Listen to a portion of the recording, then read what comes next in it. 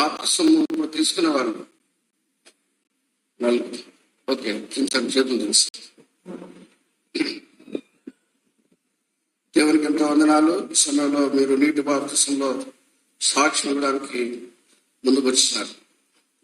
కాబట్టి మరి బాప్తిస్మం గురించి కొన్ని విషయాలు దేవుని వాక్యంలోంచి మనము చూడడానికి ప్రయత్నం చేస్తాం. మరి చాలా మంది బాప్తిస్మం తీసుకున్న వాళ్ళు ఇక్కడ ఉన్నారు. అయితే కొత్తగా ఈరోజు మీరు కొంతమంది, దాదాపు 7 మంది బాప్తిస్మంలో సాక్ష్యం ఇవ్వడానికి మీరు సిద్ధంగా ఉంచున్నారు. ముందుగా బాప్తిస్మం గురించిన కొన్ని ప్రశ్నలు మనం వేసుకుంటే కదా, దాని జవాబులు దేవుని వాక్యంలోంచి మనం చూసుకుంటే మనకు బాగా సులభంగా అర్థమవుతుంది. 3 ప్రశ్నలు వేసుకుందాం. బాప్తిస్మము ఎవరు తీసుకోవాలి? అది మొదటి ప్రశ్న. తర్వాత మీరు చెప్పాలి, నాకు ఈ ప్రశ్నలు కూడా చెప్పాలి. రెండవ ప్రశ్న ఏమంటే బాప్తిస్మం ఎందుకు తీసుకోవాలి? బాప్తిస్మము ఎందుకు తీసుకోవాలి? ఇది రెండవ ప్రశ్న. మూడవ ప్రశ్న ఏమంటే బాప్తిస్మము ఎప్పుడు తీసుకోవాలి? ఈ 3 ప్రశ్నలకు దేవుని వాక్యంలో నుంచి మనము ఆయా భాగాల్లో మనం చూస్తూ వచ్చినట్టు దీనికి జవాబులు దొరికినప్పుడు మనం బాగా అర్థమవుతుంది. దేవుని వాక్యంలో బాప్తిస్మం గురించి మరి చాలా చక్కగా రాయబడింది. బాప్తిస్మము అనేది ఆ పదము తెలుగు భాషకు సంబంధించింది కాదు. తెలుగులో బాప్తిస్మం అనేది బైబిల్లో ఉంది కానీ ఎక్కడ కూడా లేదు. బాప్తిస్మము అనే పదము ఒరిజినల్ గా అంటే ముందుగా రాయబడింది గ్రీకు భాష. ఆ దేశంలో రోమా సామ్రాజ్యం ఎరుషలేము వైపు మరి అప్పుడు వాళ్ళు రాసుకున్న భాష ఉంటే ఆ భాష గ్రీకు భాషలో బ్యాప్టిజో అంటారు. బ్యాప్టిజో అంటే ఏమంటే ఇమ్మర్షన్ ఇంగ్లీష్ లో అంటారు. తెలుగులో ముంచుట. అది మళ్ళీ ఆ పదము ఇంగ్లీష్ లో ఎట్లా రాయబడింది, తెలుగు బైబిల్కి వచ్చినప్పుడు బాప్తిస్మము అని అలా రాస్తారు. కాబట్టి బాప్తిస్మము అంటే ఏమంటే ముంచుట. మనకు సులభంగా అర్థం కావాలంటే, చాలా సులభంగా మనం గ్రామాల్లో ఉన్నాం కాబట్టి మనకు సులభంగా అర్థం కావాలంటే కొన్ని ఉదాహరణలు మనం గమనిస్తూ ఉంటాం, మన ఇంట్లోనే గమనిస్తూ ఉంటాం. ఉదాహరణకు మనము బట్టలు ఉతుకుతూ ఉంటాం కదా, అందరూ బట్టలు ఉతుకుతారు, ముఖ్యంగా స్త్రీలు. బట్టలు ఉతికినప్పుడు సబ్బు లేకపోతే సర్ఫ్ ఇవన్నీ పెట్టిన తర్వాత కొద్దిగా ఉతికిన తర్వాత ఒక పెద్ద టబ్లో నీళ్లు దాంట్లో పోసి ఆ ఉతికిన బట్టలు మనం ఏం చేస్తాం, దాంట్లో ఏం చేస్తామా దాంట్లో ముంచుతాము పైకి తీస్తాము. ఎందుకంటే చేస్తాం దాన్ని, అది శుభ్రం కావాలని చెప్పేసి. ఆ ముంచడము, బట్టలన్నీ నీళ్ళల్లో ముంచడము, దాన్ని బాప్తిస్మము అంటారు. అంతే, గంటకి ఏం లేదు. ఆ నీళ్ళల్లో ముంచడం అనేది బాప్తిస్మము. ఇప్పుడు 3 ప్రశ్నలు మనం వేసుకున్నాం కదా. మొదటి ప్రశ్న ఏం చెప్పండి? మొదటి ప్రశ్న, బాప్తిస్మము ఎవరు తీసుకోవాలి బాప్తిస్మము? మనం చదువుకున్న వాక్య భాగానికి వస్తాం. ఏప్రిల్లో రాసిన పత్రిక. ఇక్కడ ఒక పునాది ఉంది. ఆ పునాదిలో చాలా భాగాలు ఉన్నాయి. ఒక్కొక్క మెట్టు మాదిరి అనమాట అది. కాబట్టి బాప్తిస్మము అన్న పదం కంటే ముందు ఏమున్నాయో ఒకసారి చూస్తాం. ఏప్రిల్లో రాసిన పత్రిక 6వ అధ్యాయము 1వ వచనం. నిర్జీవ క్రియలను విడిచి మారు మనసు పొందుటయు, అక్కడ ఆపండి. బాప్తిస్మం గురించిన బోధ దానికంటే ముందేమో రాయబడింది దేవుని అందరి విశ్వాసం. దానికంటే ముందు ఏం రాయబడింది? మారు మనసు పొందుటయు. దానికంటే ముందు ఏం రాయబడింది? నిర్జీవ క్రియలు విడిచిపెట్టారు. కాబట్టి బాప్తిస్మం పొందడానికి ముందు ఈ 3 జరగాలి. ఎవరు బాప్తిస్మం తీసుకోవాలంటే ఈ 3 ఎవరి జీవితంలో అయితే జరిగించబడ్డాయో వాళ్ళు అప్పుడు 4వది బాప్తిస్మం పొందడానికి వాళ్ళు అర్హత సాధించిన వాళ్ళు. ముందుగా జీవం లేని క్రియలు అంటే మనకు కొన్ని అలవాట్లు ఉంటాయి, పాపపు అలవాట్లు ఉంటాయి, జీవం లేని క్రియలు. ఆ అలవాట్ల ద్వారా మన బ్రతుకు పాడైపోతుంది. అవన్నీ ఏంటంటే మనం విడిచిపెట్టాలి. ఎప్పుడైతే మనం విడిచిపెడతామో మనం మారు మనసు పొందుతాము. మనం మనసు మారిపోతుంది. ఎప్పుడు మారిపోతుంది? ఎప్పుడైతే దేవుని యందు విశ్వాసం ఉంచుతామో అప్పుడు మారు మనసు, నిర్జీవ క్రియలు విడిచిపెట్టుట, ఇదంతా ఒకటిసారి జరిగిపోతుంది. ఒకటి తర్వాత ఒకటి కాదు, కానీ ఇవన్నీ ఒకటిసారి జరిగిపోతాయి. ఎప్పుడైతే దేవుని యందు విశ్వాసం ఉంచుతామో అప్పుడు మనం మనసు మారుతుంది, మారు మనసు పొందుతాము. దాన్నే మారు మనసు అంటారు. అదే సమయంలో నిర్జీవ క్రియలు కూడా మనలో ఉన్న అలవాట్లు, పాప అలవాట్లు అవన్నీ కూడా మనలో నుంచి వెళ్ళిపోతాయి. నేను దేవుని విశ్వాసం ఉంచక మునుపు నామగ్రంథ క్రైస్తవ జీవితంలో నేను ఉంటూ వచ్చినాను. మంచి పత్రికనే ఉంటూ వచ్చినాను. అయితే కొన్ని అలవాట్లు ఉన్నాయి. విపరీతంగా సినిమాలు చూస్తూ ఉంటాను నేను చదువుకునే టైంలో. ఆదివారం కూడా ఆరాధన అయిపోయిన తర్వాత 2 సినిమాలు ఖచ్చితంగా చూసేవాళ్ళు. మళ్ళా పొద్దున్న చర్చికి పోతాము, తర్వాత సాయంకాలం అయిన తర్వాత మళ్ళీ సినిమాలు చూసేవాళ్ళు. అంటే విపరీతమైన పిచ్చి. సినిమాల గురించిన పుస్తకాలు చదివేవాడిని, వేరే వాళ్ళకి ఇచ్చేవాడిని. అదే ఎప్పుడైతే దేవుని యందు విశ్వాసము ఉంచినానో, నా మనసు మారిపోయిందో, ఆటోమేటిక్ గా దీని మీద ఆసక్తి అనేది లేకుండా పోయింది.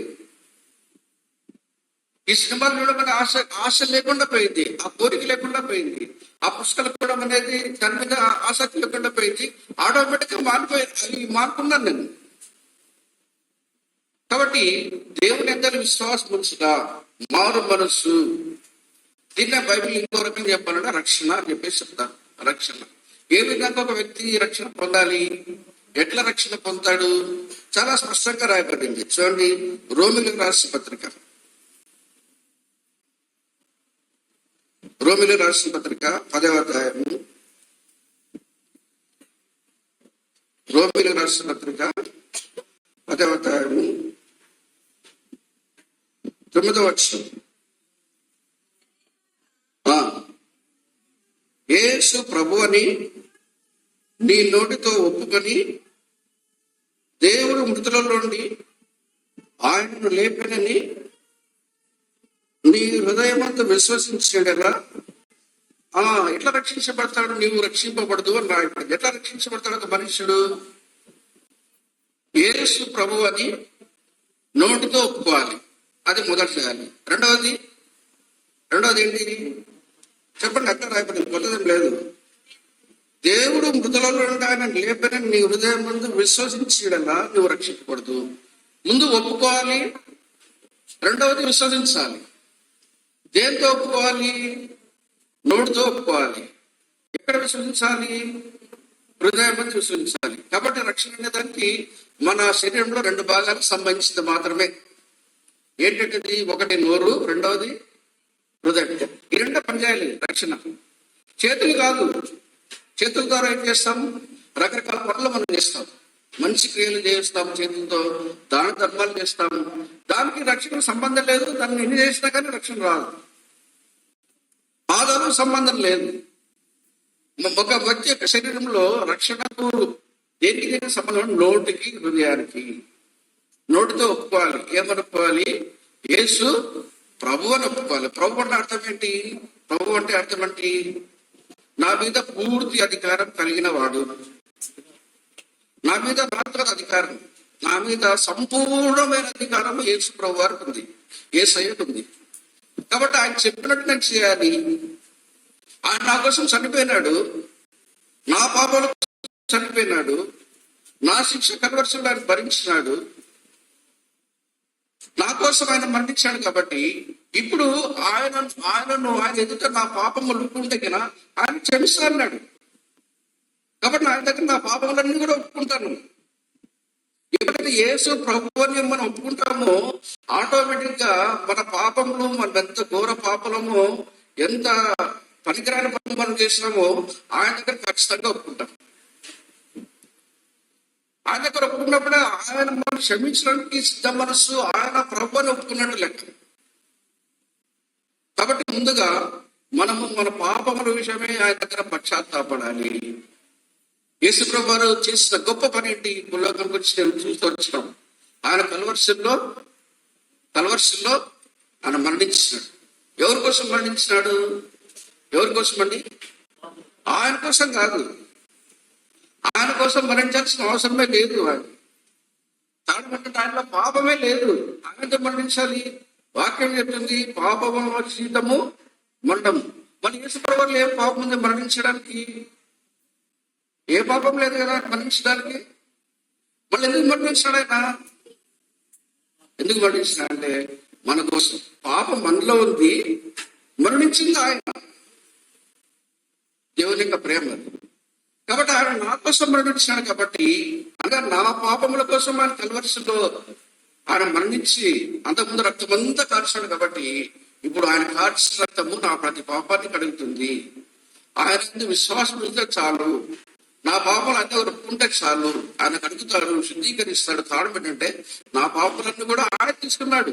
ఆయన కల్వరిలో మోసుకుంటూ వచ్చినాడు. కాబట్టి ఆయనే నాకు ప్రభు, ఆయనే నాకు రక్షకుడు. ఆయన దగ్గర ఒప్పుకుంటే తర్వాత హృదయంలో యేసు ప్రభువుని చేర్చుకుంటే దేవుని విశ్వాసం ఉంచబడ్డదే. దేవుని పూర్తిగా నేను విశ్వాసం ఉంచుతున్నాను.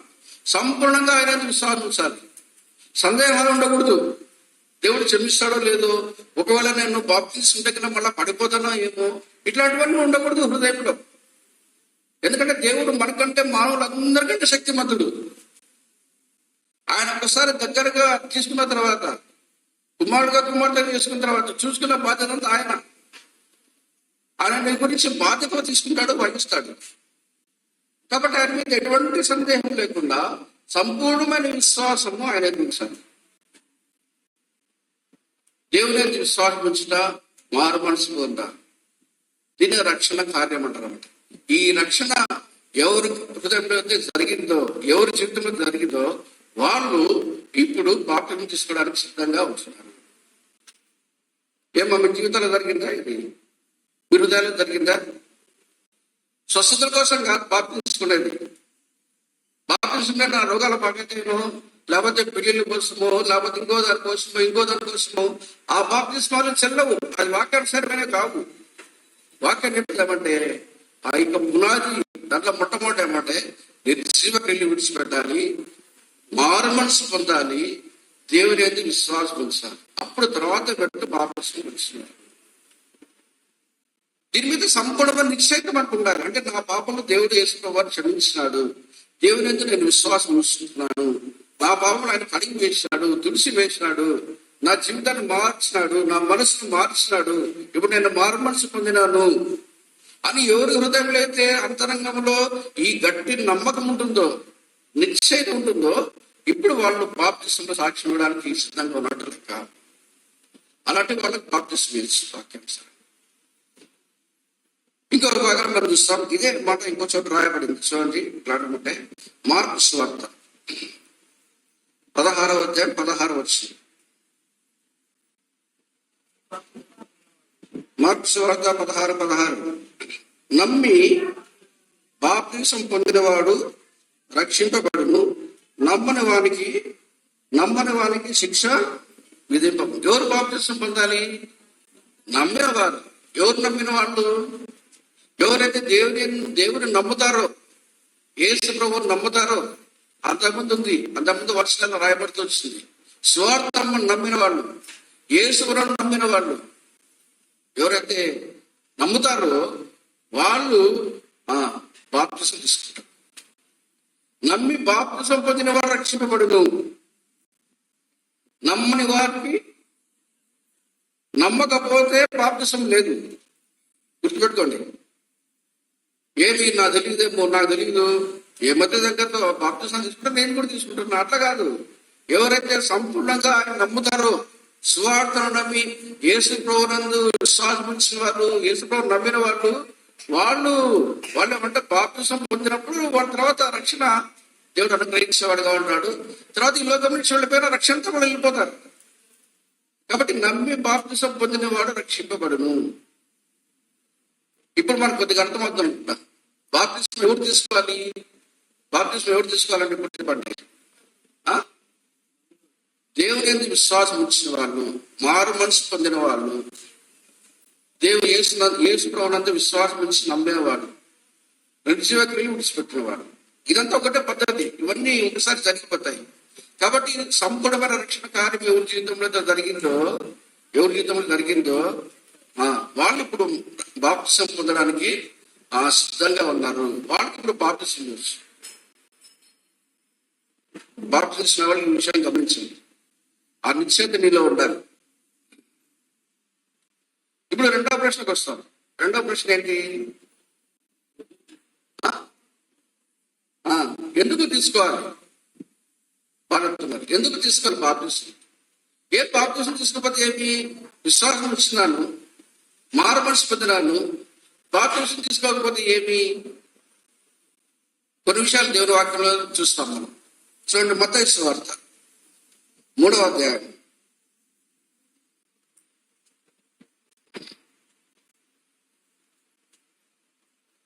మత్తయి సువార్త 3వ అధ్యాయం 14వ వచనం నుంచి.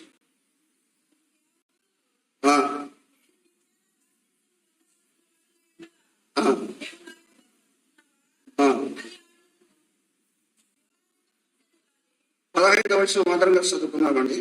యేసు ఇప్పటికి కార్యము నీకు యావత్తు ఇలాగ నెరవేర్చడం మనకు తగినదని అతనికి ఉత్తరం ఇచ్చింది కనుక అతను అలాగూ కానిచ్చును. 16వ వచనం కూడా, యేసు బాప్తిసం పొందిన వెంటనే నీళ్ళ నుండి ఉద్యమను, ఇదిగో ఆకాశం తెరవబడని దేవుని పావరం అనేది తన మీద వచ్చి చూచను. ఇక్కడ ఎవరు బాప్తిసం తీసుకున్నారు? యేసు ప్రభు వారు. యేసు ప్రభు వారికి బాప్తిసం అవసరమా చెప్పండి? ఆయన మార్మన్స్ పొందాలా, లేకపోతే రక్షణ పొందాలా? ఆయన రక్షణ కూడా అన్ని లోకానికి వచ్చాడు కదా. ఆయన ఎందుకు బాప్తిస్మను? అదే ఎవరు ప్రశ్నిస్తాడు. యేసు ప్రభు, నువ్వేంటి బాప్తిస్మం తీసుకోవడానికి వచ్చినావు? నేను నీ ద్వారా తెచ్చుకోవాలి. ప్రభు అంటే వచ్చినాడు, నీతి యావత్తు జరగాలి కానిచ్చేసి. ఆయన కూడా బాప్తిస్మం వచ్చిన ప్రజలలో లైన్ లో నిలబడ్డాడు. అది నెలలో బాప్తిస్మ యోహాను ఎన్నిక ప్రవక్త ఆయన బాప్తిస్మ ఇస్తా ఉంటున్నాడు. ఈయన వచ్చి బాప్తిస్మ వాళ్ళ లైన్ లో ఉంటే ఆ నది దగ్గర యోర్దాను దగ్గర ఆ లైన్ యేసు ప్రభు నిలబడ్డాడు బాప్తిస్మడానికి.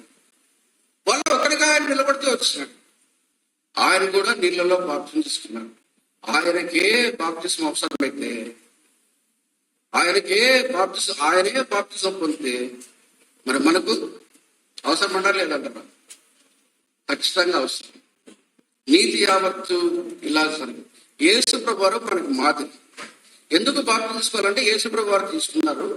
ఆయనకు మాదిరిగా నేను కూడా తీసుకున్నాను. ఆయన మాదిరి నుంచి పోయినాడు కాబట్టి ఇది మొదటి. రెండవది చూస్తాం మనము మత్తయి సువార్త 28వ అధ్యాయం 19వ వచనం.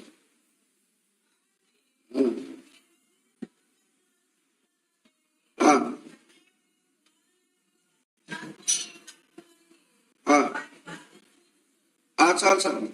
మీరు వెళ్ళి సమస్త జనులను శిష్యులుగా చేయండి, తండ్రి యొక్క కుమారుని యొక్క పరిశుద్ధాత్మక నామంలోకి వారికి బాప్తిసం ఇచ్చు. తర్వాత పదము మనకు చాలా ఇంపార్టెంట్. చివరి వర్షంగా 20వ వచనంలో మొదటి భాగం చాలా గమనించండి. నేను మీకు ఏ ఏ సంగతులను ఆజ్ఞాపించుతును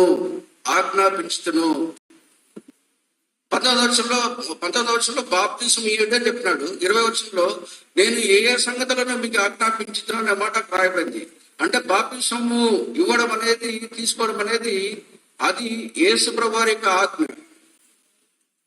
కొత్త నిబంధనలో ప్రాముఖ్యంగా 2 ప్రాథమికమైన ఆజ్ఞలు ఉన్నాయి. ఒకటేమంటే సంఘానికి ఇచ్చిన ఆర్డినెన్సెస్ అంటారు, అంటే శాసనాలు ఖచ్చితంగా చేయాల్సినవి. ఏంటంటే 1 బాప్తిస్మము, 2 ప్రభు బల్ల. ఆదివారం ప్రభు బలలో పాల్పొందుతాం. ఈ 2 దేవుడు సంఘానికి ఇచ్చిన కొత్త నిబంధనలో ఆజ్ఞలు, ప్రాముఖ్యమైన ఆజ్ఞలు. దానిలో మొదటిది బాప్తిస్మం. నేను ఏ సంగతులను మీకు ఆజ్ఞాపించుతున్నాను 19వ వచనంలో బాప్తిసం ఏంటన్నాడు. కాబట్టి బాప్తిస్మము తీసుకోవడం అనేది దేవునికి ఆజ్ఞకు లోబడటనే మనం అర్థం చేసుకుంటూ రావచ్చు. మారుమనసు పొందిన తర్వాత, రక్షణ పొందిన తర్వాత మీరు దేవునికి ఆజ్ఞకు లోబడాలంటే, దేవునికి విధేయత చూపాలంటే మొట్టమొదటి మెట్టు, ఫస్ట్ స్టెప్, మొట్టమొదటి మెట్టు అంటే బాప్తిసంలో సాక్ష్యం ఇవ్వడము, దేవుని యొక్క మాటకు ఆజ్ఞకు విధేయత చూపించడము. బాప్తిసం తీసుకోవడం ద్వారా మనం ఏమి బయలుపరుస్తున్నామంటే ఏం బయలుపరుస్తున్నాము? నేను దేవునికి ఆజ్ఞకు లోబడుతుంటున్నా, విధేయత చూపిస్తుంటున్నా అని చెప్పేసి అర్థం. మొట్టమొదటిగా ఎందుకు తీసుకోవాలి మనము? యేసు ప్రభువారే మనకు మాదిరిగా ఉన్నాడు, ఆయనే బాప్తిస్మం తీసుకున్నాడు. కాబట్టి నేను కూడా నాకు బాప్తిస్మం అవసరము. కొత్త నిబంధనలో బాప్తిస్మం వారిలో మొట్టమొదటి పేరు రాయబడింది యేసు ప్రభువారి పేరే. అంటే వేరే వాళ్ళు తీసుకోలేదా? ముందంటే తీసుకున్నారు. బాప్తిస్మం ఇచ్చే యోహాను చాలా మందికి ఇచ్చినాడు, కానీ వాళ్ళ పేర్లు రాయబడలేదు. కానీ యేసు బాప్తిస్మం పొందిన వెంటనేనమాట ఇక్కడ మనం చదువుతా ఉంటున్నాం. మత్తయి సువార్త 3వ అధ్యాయంలో ఆయన పేరు రాయబడింది. మొట్టమొదటి ఆయనే బాప్తిస్మం. పరిసయ్యులను, ధర్మశాస్త్రోపదేశకులను అతని చేత బాప్తిస్మం పొందక తమ విషయమైన దేవుని సంకల్పమును నిరాకరించింది. కొంతమంది మనుషులు ఉన్నారు ఇక్కడ, వాళ్ళకు బాప్తిస్మంలో సాక్ష్యం ఇచ్చే అవకాశం వచ్చినప్పటికీ సరే ఆ యొక్క పరిసయ్యులు, ధర్మశాస్త్రం యొక్క ఉపదేశకులు బాప్తిస్మం పొందలేదు, బాప్తిస్మం తీసుకోలేదు, బాప్తిస్మం పొందలేదు. బాప్తిస్మం పొందలేదు కాబట్టి వాళ్ళకి ఏం జరుగుతుంది? తర్వాత భాగంలో మనం చదువుతున్నా, తమ విషయమైన దేవుని సంకల్పమును నిరాకరించింది. బాప్తిస్మం పొందలేదు అంటే, బాప్తిస్మం తీసుకోలేదు అంటే అర్థం ఏంటంటే దేవుని సంకల్పంలోకి రాలేదు. తమ విషయమై దేవుడు ఏదైతే చేయాలని సంకల్పిస్తూ వచ్చినాడో ఆ ఉద్దేశంలోకి, ఆ సంకల్పంలోకి రాలేదు. బాప్తిస్మం తీసుకుంటే ఏమవుతుంది? బాప్తిస్మంలో సాక్ష్యం ఇస్తే బాప్తిస్మం తీసుకుంటే ఏమవుతుందండి? దేవుని యొక్క సంకల్పంలోకి వచ్చిన వారిగా ఉంటారు. అది ఇక్కడ అర్థం. ఎవరైతే బాప్తిస్మంలో ముందుకు వచ్చి సాక్ష్యం ఇస్తారో వాళ్ళు దేవుని యొక్క సంకల్పము, తమ విషయమై దేవుడు ఏదైతే సంకల్పించినాడో, ఏదైతే ఉద్దేశించినాడో ఆ సంకల్పంలోకి, ఆ ఉద్దేశంలోకి వాళ్ళు తీసుకురాబడుతుంటున్నారు. ఇది చాలా ఆత్మీయమైన ధన్యత, గొప్ప భాగ్యం. ఇది దేవుని యొక్క సంకల్పంలోకి రావడం అనేది చాలా చాలా గొప్ప భాగ్యం. కాబట్టి బాప్తిస్మం ఎందుకు తీసుకుంటున్నామంటే, మూడోదిగా మనకు అర్థమవుతుంది ఏమంటే, దేవుని యొక్క సంకల్పంలోకి నేను వస్తున్నాను. నా విషయమై దేవుని యొక్క ఉద్దేశం ఏంటంటో, నా విషయమై దేవుని యొక్క సంకల్పం ఏదో, ఆ సంకల్పంలోకి నేను వస్తున్నాను కాబట్టి నేను బాప్తిస్మం తీసుకుంటున్నాను. ఇది ఒక కారణం. ఇంకో కారణం మనం చూస్తాం. చూడండి, రోమీయులకు రాసిన పత్రిక, రోమీయులకు రాసిన పత్రిక 6వ అధ్యాయం 2వ వచనం నుండి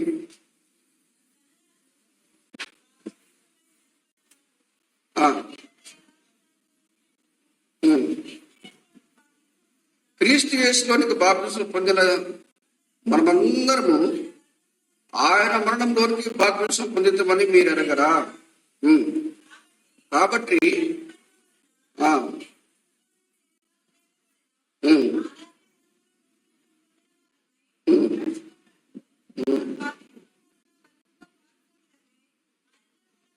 ఆయనతో కూడా పాతి పెట్టబడుతుంది. 5వ వచనం.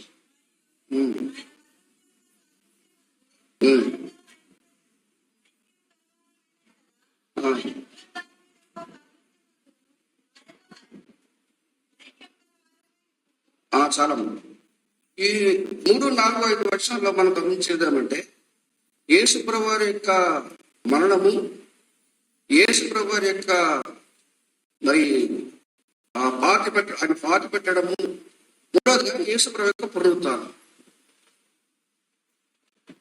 దీనికి సాదృశ్యము బాప్తిస్మం తీసుకోవడం. బాప్తిస్మము తీసుకున్న వాళ్ళు మనం అనుకున్నాం కదా ఇందాక, నిశ్చయులను విడిచిపెట్టినారు, మారు మనసు పొందినారు, రక్షణ పొందినారు, వాళ్ళు బాప్తిస్మం వాళ్ళు తీసుకోవాలని చెప్పేసి. ఇప్పుడు ప్రతి మనిషిలో కూడా ఈ విధంగా రక్షణ పొందిన తర్వాత 2 స్వభావాలు ఉంటాయి. ఒకటి పాత స్వభావం. రెండవది రక్షణ పొందిన తర్వాత పరిశుద్ధాత్మ దేవుడు హృదయంలోకి వస్తాడు కాబట్టి నవీన స్వభావం, నూతన పురుషుడు. పాత పురుషుడు, నూతన పురుషుడు. ఇప్పుడు బాప్తిస్మం సమయంలో మనం ఏం చెప్తున్నామంటే, పేరు అదే ఉంటుంది, మనిషి వాళ్ళే, కానీ అంత ముందున్న పాత పురుషుడు, పాత అలవాట్లు, పాత ఆచరణలు, పాత పద్ధతులు ఉంటే ఆ పాత పురుషుడు ఇప్పుడు చనిపోయినాడు.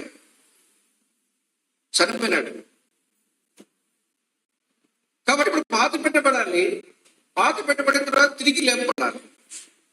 యేసు ప్రభువు యొక్క మరణము, భూస్థాపన, పునరుత్థానం యొక్క ఐక్యత మనం చూపిస్తా ఉంటున్నాము. మనం నీళ్ళలో దిగి ముంచబడడం ద్వారా ఏమంటే నాలో ఉండే పాత జీవితం అంతా కూడా పాత అంతా కూడా చనిపోయింది. కాబట్టి నేను పాతి పెట్టబడుతున్నాను, నీళ్ళ లోపల పాతి పెట్టబడుతున్నాను. యేసు ప్రభువారు సమాధిలో పాతి పెట్టబడుతూ వచ్చినాడు, నేను కూడా పాతి పెట్టబడుతున్నాను. యేసు ప్రభువారు మృతులోని తిరిగి లేచాడు కాబట్టి నేను కూడా తిరిగి లేస్తున్నా, నీళ్ళ నుంచి బయటకు వస్తున్నా. కాబట్టి యేసు ప్రభువారి యొక్క మరణము, యేసు ప్రభువారి యొక్క పాతి పెట్టబడము, లేకపోతే ఆయన సమాధి, మూడవదిగా యేసు ప్రభువారి యొక్క పునరుత్థానం. ఈ మూడు ప్రాముఖ్యమైన సంగతులు మనం బాధ్యస్తుందారా మనం చూపిస్తున్నాం. మనం ఐక్యమవుతున్నాం. ఇది చాలా బలమైన కారణం. ఎందుకు తీసుకోవాలంటే యేసు ప్రభువారు నా కోసమే మరణించినాడు, ఆయన పాతి పెట్టబడినాడు, నేను పాతి పెట్టబడుతున్నా నీళ్ళలో. ఆయన తిరిగి లేచినాడు, నేను తిరిగి లేచిన నీళ్ళ నుంచి మనం బయటకు వస్తాం. దానికి ఐక్యత సాదృశ్యంగా మనం నీటి బాప్తిసంలో సాక్ష్యం ఇస్తాం. ఇంకో కారణం ఏంటంటే చాలా బలమైన కారణము, ఈ మారు మనసు పొందేది, దేవుని విశ్వాసం వచ్చేది వేరే వాళ్ళకి కనబడుతుంది. కనిపిస్తుందండి, బహిరంగంగా కనబడుతుంది. ఒక వ్యక్తి హృదయంలో అంతరంగంలో కార్యం జరిగిస్తుంది. ఆ విధంగా లోపల మార్చబడిన తర్వాత రక్షణ కార్యము జరిగించిన తర్వాత బహిరంగంగా దేవుని విశ్వాసం ఉంచినాను, నేను రక్షణ పొందినాను అని బహిరంగంగా చెప్పడమే బాప్తిస్మము. ఇప్పుడు కొన్ని రహస్య ఒప్పందాలు జరుగుతాయి.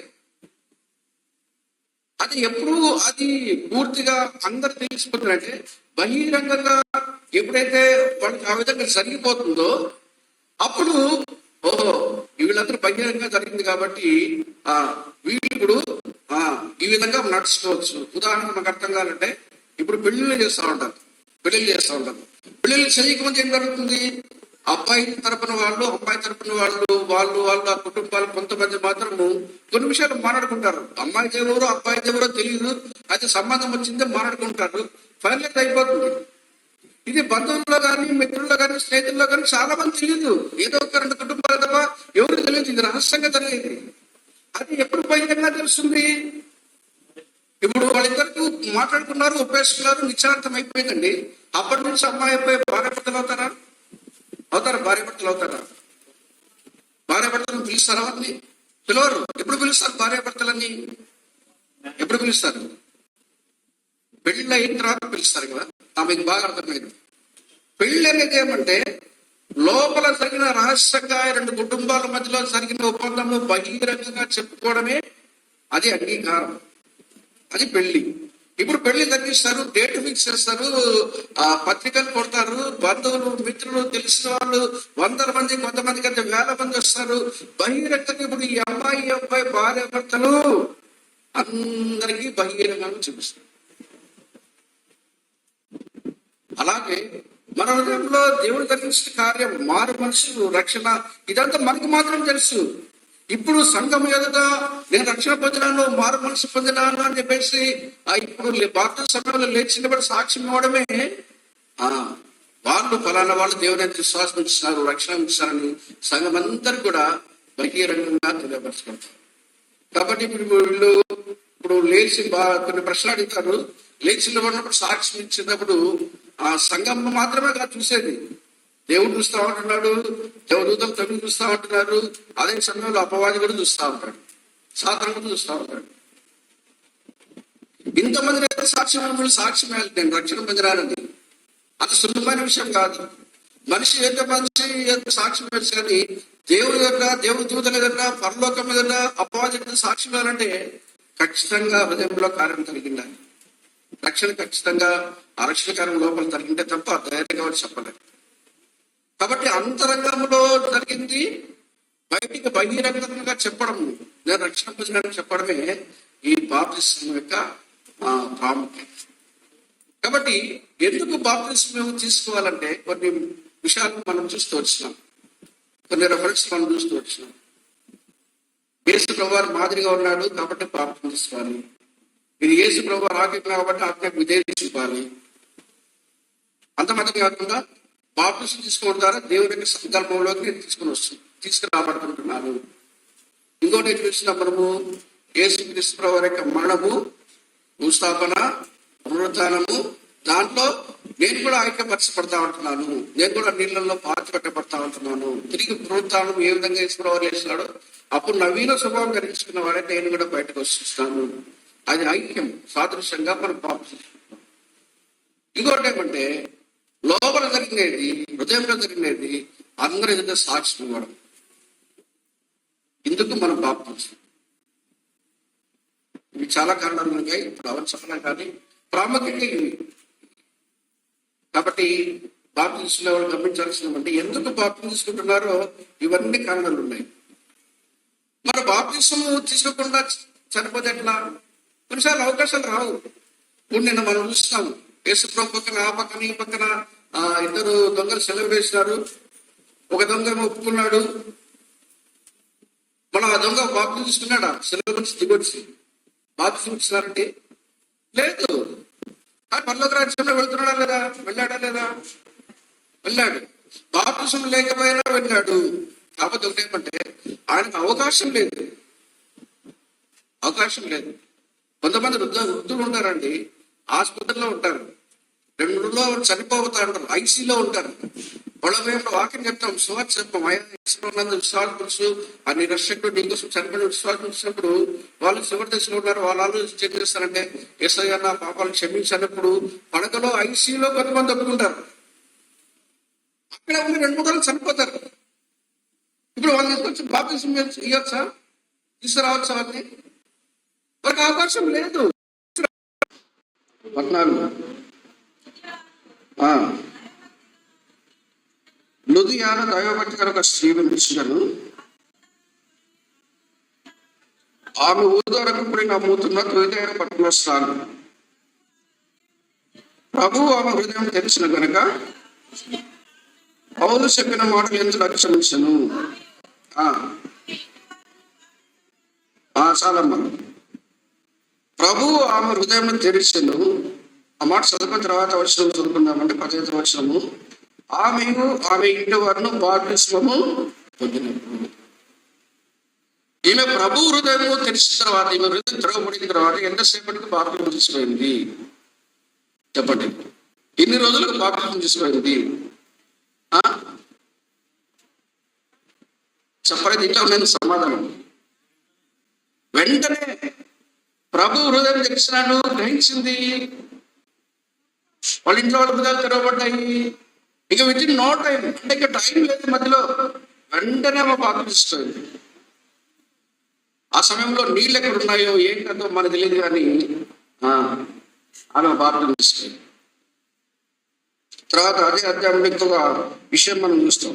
చూడండి, ఇక్కడ జైల్లో వేస్తారు పౌలును శీలను. 30-31 నుంచి అయ్యలారా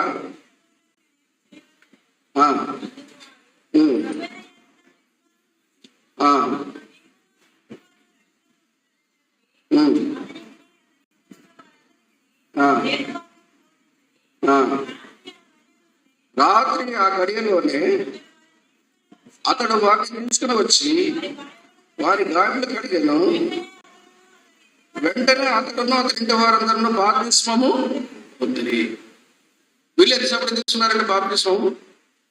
సువార్త ప్రకటించబడి వాళ్ళు ఒప్పుకున్న తర్వాత ఎంతసేపటి తీసుకున్నారు? ఎప్పుడు తీసుకున్నారు? రాత్రి. ఒక రాత్రి కూడా ఆగలేకపోయినారు వాళ్ళు. రాత్రి వేళ వెంటనే ఇంటికి తీసుకుని వచ్చేసి కుటుంబంలో సహా బాప్తిస్మం తీసుకున్నారు. ఇంకొక ఉదాహరణ మనం చూస్తాం అపొస్తలుల కార్యములోని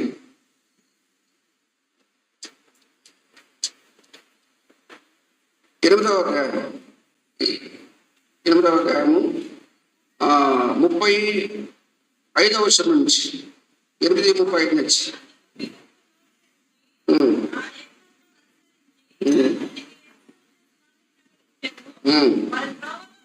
వారు త్రోవలో వెలుచుండగా నీళ్ళు అన్న ఒక చోటుకి వచ్చినప్పుడు నపుంసకుడు, ఇదిగో నీళ్లు, నాకు బాప్తిస్మం ఇచ్చటకు ఆటంకం ఏమని అడిగి రథము నిలుపుమని ఆజ్ఞాపించను.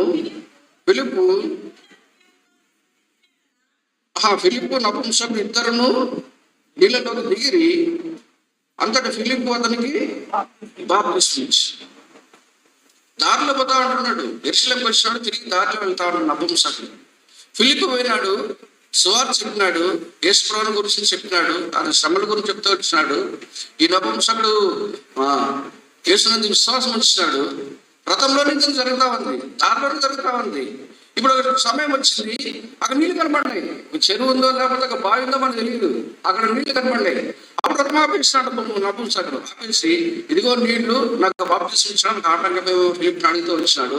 ఇద్దరు నీళ్ళలో దిగినారు. ఫిలిప్పు నపుంసకుడికి బాప్తిస్మం ఇచ్చినాడు. నపుంసకుడు వాళ్ళ ఊరికి వెళ్ళిపోయినాడు. ఫిలిప్పు మళ్ళా తన దారిని తను వెళ్ళిపోయినాడు.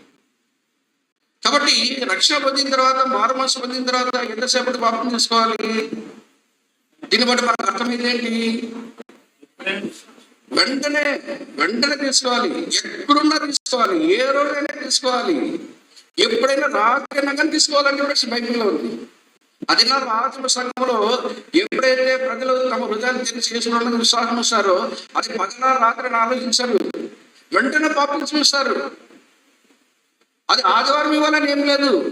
ఏ సమయంలో అయినా కానీ, ఏ రోజైనా కానీ బాప్తిస్మము ఒక వ్యక్తికి రక్షణ పొందిన వెంటనే ఇవ్వాలి. నేను బాప్తిస్మము పొందక మునుపు, రక్షణ పొందిన తర్వాత కొన్ని రోజులకు బాప్తిస్మం గురించి చాలా విషయాలు అక్కడ బోధకులు చెప్పేవాళ్ళు. వెంటనే బాప్తిస్మం తీసుకోవాలి. నేనేం చేసినప్పుడు, అప్పుడు ఎవరి కాలంలో రక్షించుకున్నాను. ఒకరోజు తెల్లపాటు తల్లి కుట్టించుకున్న ఒక ఆదివారము పొద్దునే సేవకుల దగ్గర వచ్చినాను. ఏం తమ్ముడు ఇట్లా వచ్చినావు అంటే, అన్న నాకు ఈరోజు బాప్తిస్మం అన్నాను. ఆయన చెప్పలేదు నాకు బాప్తిస్మం ఇవ్వాలి, ఇస్తారా లేదా? ఏమంతా ఈజీగా మాడుతున్నావు అంటే, లేదన్నా వాక్యంలో ఉంది కదా వెంటనే బాప్తిస్మం చేయాలి అని చెప్పేసి. ఆ సేవలకు ఏం చెప్పని అర్థం కాలేదు. ఏం చెప్పినట్టే, తమ్ముడు బాప్తిస్మం ట్యాంకు కారుతా ఉంది, లీక్ అవుతా ఉంది, అది లీక్ నీటి పొడిస్తే కారిపోతా ఉన్నాయి, కాబట్టి కొన్ని రోజులు ఆగు అన్నాడు. అలా వాక్యం ఎట్లుంది ఇంతకుముందు చెప్పినారంటే, వాక్యంలో ఉంది, మళ్ళీ ఇష్టం మీకు బాప్తిస్మం ఇవ్వను కాదు, ట్యాంక్ లీక్ అవుతుంది, నీళ్లు పోసినప్పుడు పోతా ఉన్నాయని చెప్పేసి. సరే కొన్ని రోజులకి ట్యాంక్ రిపేర్ చేస్తున్నాను. మళ్ళీ ఆదివారం వచ్చినాను, అన్న ట్యాంక్ రిపేర్ చేసినాను కదా, ఇప్పుడు బాప్తిస్మం ఏంటంటే, తమ్ముడు నీళ్లు పోసేవాళ్ళు లేరు, ఎవరు అసలు బయటకు వెళ్ళిపోయినారు. ఆదివారం పొద్దున వచ్చి అడిగిన, ఆదివారం నాకు బాప్తిస్మం ఏంటంటే నీళ్లు పోసేవాళ్ళు ఎవరు లేరు అండి. ఇప్పుడు లాగా మోటార్లు వేసి పట్టేది కాదు. అప్పుడేమంటే ఆ మందిరం ముందే బోరింగ్ ఉండేది. బాప్తిస్మం ఇవ్వాలనుకుంటే ట్యాంకులోకి 10 మంది ఎవరొస్తారు బోరింగ్ దగ్గర ఒకరి తర్వాత కడవ పెట్టుకొని కొట్టి ఆ బిడ్డల మనుషుల నుంచి ట్యాంక్ అంతా నింపితే తప్ప బాప్తిస్మం కాదు. 4-5 గంటలు తెల్లవారుజాము 5 గంటల్లో మొదలుపెట్టి 9 గంటలు ట్యాంక్ ఉండేది. 10 మంది ఎవరొస్తారు పైకి. ఎవరు లేరు తమ్ముడు ఎవరొస్తారు తెలిపినారా? అన్న నేనే కొట్టుకుంటాను నీళ్ళు అని చెప్పేసారు. నాకు లాస్ట్ నీ వల్ల కాదు, ఒక్కరు కొట్టలేవు, నేను మొన్న ఇస్తా. 6 నెలలు 8 నెలల తర్వాత అప్పుడు నాకు బాప్తిస్మం ఇస్తాను. ఏమన్నా ఇంత లేదంటే, తమ్ముడు మేము కూడా తెలుసుకోవాలి, నువ్వు రక్షణ పొందినావా లేదా? మాకెట్లా తెలుస్తుంది? నువ్వే ఎవరొస్తుడు ఉరుకులు వేసుకుని వచ్చినావు బాప్తిస్మం డ్రెస్ తీసుకొని. మేము బాప్తిస్మం ఇచ్చేవాడు కూడా తెలుసుకోవాలి కదా, నువ్వు రక్షణ పొందినావా, హృదయంలో కార్యం జరిగిందా లేదా? వాళ్ళు పరీక్షించిన తర్వాత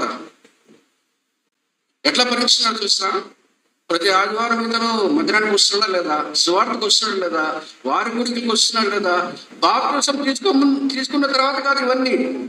తీసుకోక ముందు మందిరానికి క్రమంగా రావాలి, సువార్త రావాలి, ఆదివారం ఖచ్చితంగా ఆరాధన చేయాలి. మనకేం చెప్పాలి, నాకేం చెప్పాలి, నువ్వు ఆరాధన చేయాలి, మారు మనసు పొంది నువ్వు సువార్త రావాలని చెప్పేసి నాకేం ఎవరు కూడా ఏం చెప్పలేదు. వస్తున్నాడు లేదా, ఆరాధన చేస్తున్నాడు లేదా, ప్రార్థన గురించి వస్తున్నాడు లేదా, తర్వాత మిగతా బైబిల్ పట్టణానికి వస్తున్నాడు లేదా, బహిరంగ సువార్త మైక్ పెట్టుకోకపోతే అక్కడ మైక్లో సువార్త వచనాలు చెప్తాడా లేదా, సువార్తకు వస్తున్నాడు లేదా, ఇవన్నీ గమనించిన తర్వాత 6-8 నెలలకు అప్పుడు నాకు ఇంకొక సహోదరుడు, ఆ సహోదరుడు ఎవరే కాదు, మీ ఊరు ఆయన చేపడతావు అని అంటాడు. మీకు తెలుసు కొంతమంది. మాకిద్దరు కలిపి ఒకరోజు ఆదివారం బాప్తిస్మం ఇద్దరికే 10 నిమిషాలు ఊరికి ప్రశ్న అడుగుతూ వచ్చి, కాబట్టి బాప్తిసం తీసుకోవడం అనేది మన అంతరంగంలో జరిగిన కార్యము. మనకి మాట కాకుండా బాప్తిసం ఇచ్చే వాళ్ళకు, దైవ సేవకులకు, పెద్దలకు వాళ్ళు కూడా అర్థం కావాలి, అర్థం చేసుకోవాలి మన జీవితాన్ని బట్టి. బాప్తిసం తీసుకున్న తర్వాత ఆరాధన చేయడం కాదు, బాప్తిసం తీసుకున్న తర్వాత మందిరానికి రావడం కాదు, దానికంటే ముందుగా ఇవన్నీ జరగాలి. కార్యము లోపల జరిగితే ఆటోమేటిక్ ఇవన్నీ మనమంతా మన అన్ని మీటింగ్ క్రమంగా వస్తూ ఉంటాం.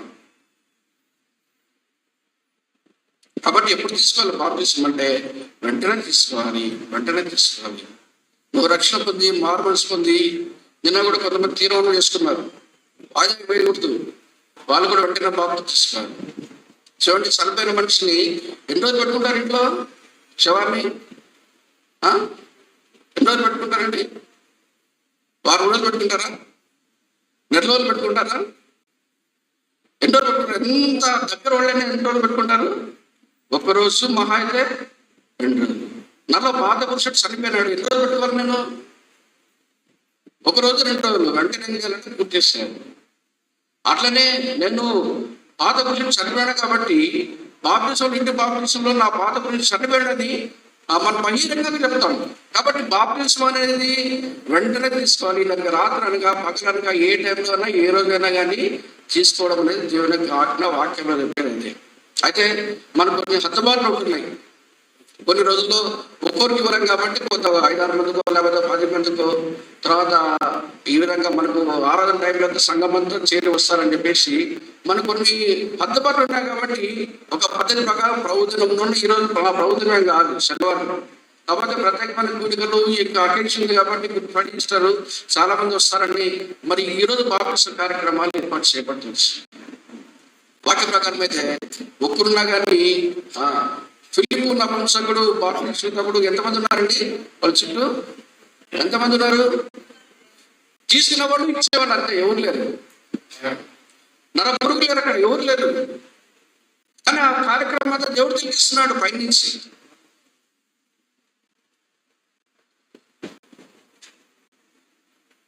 వెంటనే తీసుకోవాలని ప్రయత్నం చేయండి. రక్షణ పొంది ఈరోజు తీర్మానం చేసుకొని ఈరోజు ముందుకు రాకుండా పోతే చాలా సందేహాలు ఉండొచ్చు, అనుమానాలు ఉండొచ్చు. అవన్నీ పక్కన పెట్టి మొట్టమొదటిగా దేవుని ఆజ్ఞ విధేయత తగిన అప్పుడు దేవుడు మీ జీవితంలో గొప్ప కార్యం జరిగిస్తూ వస్తాడు. నేను కూడా నామకరణ క్రైస్తవులుగా ఉన్నాను. చిన్నప్పుడు నాకు చిలకరం బాప్తిసం ఇస్తాను, నాకు పెద్ద చెప్తున్నాను. మా ఇంట్లో వాళ్ళందరూ కూడా, మా తల్లిదండ్రులంతా కూడా ఎక్కువ మతాసక్తి, చాలా నిష్టగల క్రైస్తవులు. వాళ్ళు అన్ని కార్యక్రమాలు చేస్తారు. చిన్నప్పుడు నాకు బాప్తిసం ఇస్తారు, చిలకరం బాప్తిసం సిఎస్ఐలో. మళ్ళీ నేను మారుమనసు పొందినాను, రక్షణ పొందినాను, నేను బాప్తిసం తీసుకుంటానని చెప్పి ఇంటికి లెటర్ రాస్తే మా ఇంట్లో కూడా నాకు ఎదురు తిరిగినాను. కానీ బాప్తిసం తీసుకోవడానికి లేదు, ఇప్పుడు నీకు ఆల్రెడీ బాప్తిసం ఇస్తాం, మళ్ళీ 2వ సారి ఇస్తాం అంటే లేదు. వాక్యం ఇట్లా ఉంది, మారుమనసు పొందిన తర్వాతనే బాప్తిసం తీసుకోవాలని ఉంది, రక్షణ పొందిన తర్వాతనే దేవుని విశ్వాసం ఉంచిన తర్వాతనే బాప్తిసం తీసుకోవాలని ఉంది. అది నిజమైన బాప్తిస్మము. ఇంతకుముందు నువ్వు బాప్తిసం ఇస్తాను కదా, నాకేం తెలుసు, నాకు తెలియకున్నప్పుడు నాకు బాప్తిసం శాఖలో బాప్తిసం అవుతుంది. వాదించిన వాళ్ళు వినలేదు, వాళ్ళు వినకపోయినా కానీ ఇంట్లో వాళ్ళు క్రైస్తవులు, నామకరణ క్రైస్తవులు అన్నప్పటికీ, నిష్టగల క్రైస్తవులు అన్నప్పటికీ వాళ్ళు వినకపోయినప్పటికీ కేవలం దేవునికి ఆజ్ఞకు లోబడి నేను బాప్తిసం తీసుకుంటూ వచ్చాను. దేవుడు అద్భుతంగా సహాయం చేస్తాడు. ఎన్నో ఆటంకాలు వస్తాయి బాప్తించుకోకుండా. ఆ ఆదివారం తప్పించాలని చెప్పేసి చాలా ఇంట్లో చాలా ప్రయత్నం చేస్తారు. దగ్గర ఇస్తారు, వాళ్ళకి బాగాలేదు, నీళ్ళు బాగాలేదు, అమ్మకు బాగాలేదు, నాన్నకు బాగాలేదు, అది అని చెప్పేసి అక్కడ ఉండకూడదు అని చెప్పేసి చాలా ప్రయత్నం చేస్తారు. అది దేవుడు సహాయం చేస్తున్నాడు. మరి ఆ రోజు నీటి బాప్తిలో సాక్షి ఇవ్వడానికి దేవుడు రూపాంతరించి. ప్రేమిన వాళ్ళరా, మరి ముఖ్యంగా బాప్తిసం తీసుకునే వాళ్ళే మీరు గమనించాల్సిందంటే ఎవరు బాప్తిసం తీసుకోవాలి చూస్తూ వచ్చినాం. ఎందుకు బాప్తిసం తీసుకోవాలి, తర్వాత ఇప్పుడు బాప్తిసం తీసుకోవాలి, దీన్ని బట్టి బాప్తిసం గురించి కొంత అవగాహన మనకు వచ్చింది. కాబట్టి ఇది మీరు కలిగి ఉంటే, ముఖ్యంగా రక్షణ కార్యము లోతుగా జరిగితే, మీరు ఖచ్చితంగా జరిగితే నిశ్చయం ఉంటాయి కదా, ఈ సమయంలో మీరు సిద్ధంగా ఉంటున్నారని మాకు అర్థమవుతుంది. ఇంకా చాలా విషయాలలో బాప్తిసం గురించి అవన్నీ మనకి ఇప్పుడు అవసరం లేదు, సమయం లేదు. కాబట్టి ఇవి ప్రాముఖ్యంగా ఎవరు తీసుకోవాలి, ఎందుకు తీసుకోవాలి, ఎప్పుడు తీసుకోవాలి, ఇది మనకు తెలుసుకుంటే కదా చాలా సులభం అవుతుంది. ఇంకా ఎవరైనా బాప్తిసం తీసుకోలేదో వాళ్ళు దయచేసి ఈ యొక్క విషయాలను గ్రహించి బాప్తిసం తీసుకోవడానికి ముందుకు రావాలని ప్రయత్నం చేస్తున్నాం. ఇప్పుడు బాప్తిసం తీసుకునే వాళ్ళు మరి ఇది గురించి గ్రహించిన వారై మీరు సిద్ధపడాలని, ఆ విధంగా నీటి పాత్రలు సాక్షి ఇవ్వాలని ప్రేమతో మనవి చేస్తాం.